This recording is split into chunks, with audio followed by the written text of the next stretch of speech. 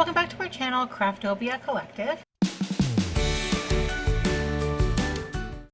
This video is a quick crash course in cross stitch for anyone who hasn't attempted this before or is just looking for a little refresher course. We're just going to work on a simple little pattern that I created based on a dog sweater that we released last year. In this video, we're going to cover the full cross stitch, a half cross stitch, a quarter cross stitch, a back stitch, and a French knot. They're all fairly simple. The French knot takes some practice, but otherwise you're capable of doing all of them, I promise. So jumping right in, when you are first cutting your length of thread, most patterns will tell you how much to split it because there are actually 6 little threads within this one thread.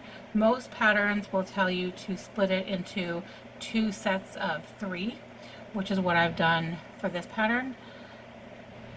But read the instructions because some may suggest more or less. So we're just going to carefully pull this down the middle like this, and then you've got 2 pieces of equal thickness.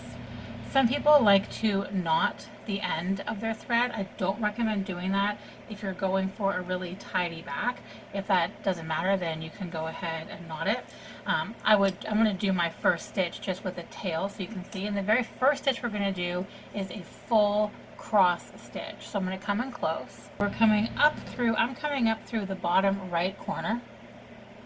And when we pull, I'm going to flip it over and show you. If you had a knot, you could just pull until it stopped. But without a knot, you're going to pull, and I would just give it a bit of a tail and just sort of hold it in place for your first stitch. We're just going to come in diagonally across from where we just were. And then pull through carefully. And actually right here, this, just from corner to corner with nothing else happening, that is actually a half stitch. In this particular spot, we're not using a half stitch, but that's what a half stitch is. Now going over to the back, what we want to do is tuck this in when we come up on the stitch underneath it, in the hole underneath it. So we turn it around, and now we're going to go right beside the hole that we came up in. We're going to come in right beside that. So in the back, you can see that now we're sort of grabbing onto that piece of thread there, like that. So you really want to do it for at least 2 or 3, and that way you're not going to come unraveled. So to complete this first cross, we're just going to come in diagonally from where we originally came out, across from the one just before it. And there you go. That's the first full cross stitch. So in this pattern, I have several more of these to do before I come across my first half stitch. So I am just going to come up one hole above where I finished that last cross, and then just do the same thing that I previously did to give us a half, and then again to give us the full cross. So here I'm just coming up to my first half stitch and quarter stitch actually at the same time at the top of this row. So we're going to do the quarter stitch first, and as I mentioned, the half stitch just goes diagonally from one hole to the other without the second crossing over. But a quarter stitch, as you can probably imagine, is even half of that. So we're just coming up through the middle where there isn't actually a hole, and then we're going to come back down to the hole to the left of it, which of course just depends on your pattern, but in this particular example it's to the left, and that gives us just a quarter stitch. This just sort of helps us to turn a corner and give more of a corner feel without it being too boxy. So we're just going to come into the other corner here, pull that through, and there we have this corner that's done with a half stitch and a quarter stitch. So I'm going to fill a little more of this in, and then I can show you back stitching and the French knot. Just checking in again before I do another quarter stitch and half stitch. I find sometimes you see these videos and people just do them flawlessly always, and I promise that is not always the case. So I have another half to do right here. And like I came up here, that's not the right spot. That's not the right spot. I'm looking for right, there we go, the middle of the stitch. And it's tricky because there's no hole there. And then we're just gonna come in here. And when there is a quarter stitch and then a half stitch like I have here, I always do the quarter stitch first, because I find that if it's not as neat as it could be, then you sort of hide whatever mistake you might have made with your quarter stitch by putting in that half stitch after. So it really tidies it up and gives us a nice rounded edge. So I'm actually going to finish the base of this guy, and then we're going to do some back stitching all the way around to clean it up.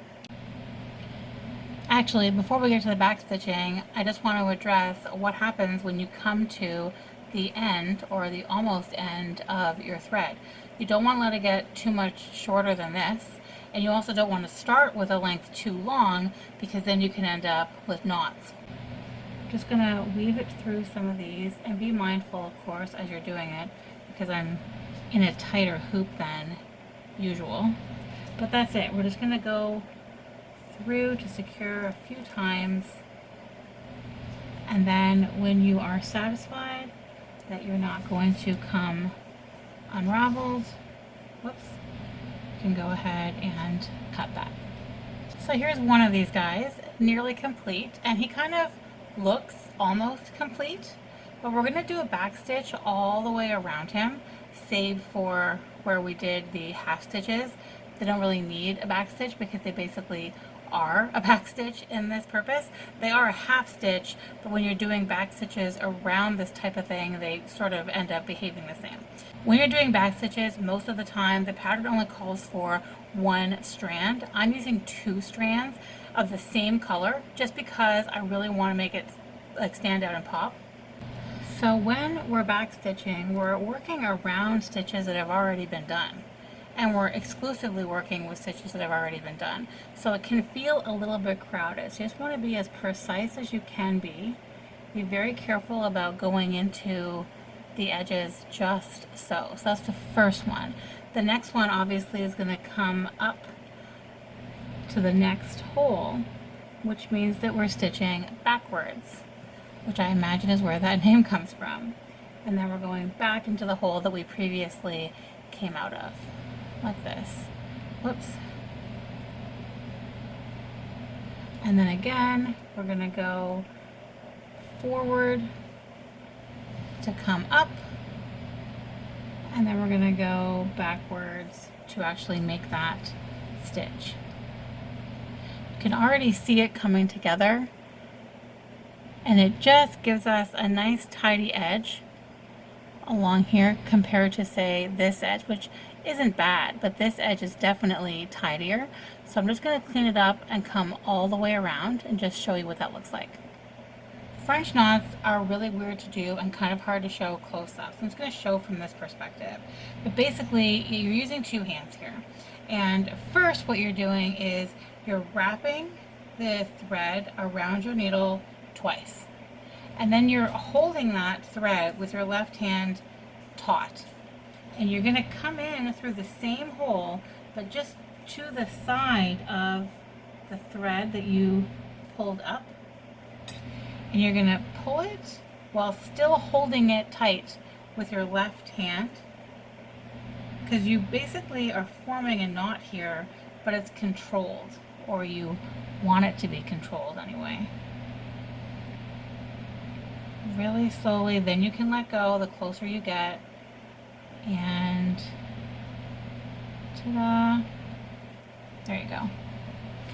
These are great for, in this particular pattern, just decoration sort of around, you know, bigger motifs, but they're also great for details like eyes, or I've also seen them used as, you know, jewelry, like a string of pearls or earrings or something like that. So let's do it one more time, because there is another one up here. So you're coming in through the bottom as usual, and then you're pulling the yarn away, but you're mostly pulling it up before you pull it away, and you're wrapping it around your needle twice. And then you're still holding it to the side. Don't let go of your left hand holding on to that. And then put it through the same hole you came out of, but to the side. So you're not pulling it through the thread that's already there. And then we're very slowly, so slowly. The slower you do it, the neater it is. And you're still holding it tight with your thumb, your left hand, and then you can let go. As long as you're still pulling it slowly. And there's your second little knot. That was a very basic crash course and everything you need to get started in cross stitch. I will link a few patterns and other resources in the description. Give this video a thumbs up if you found it helpful, and I will list all of our socials in the description as well. Don't forget to subscribe for more similar content and hit the bell so you don't miss anything. Thanks guys, bye.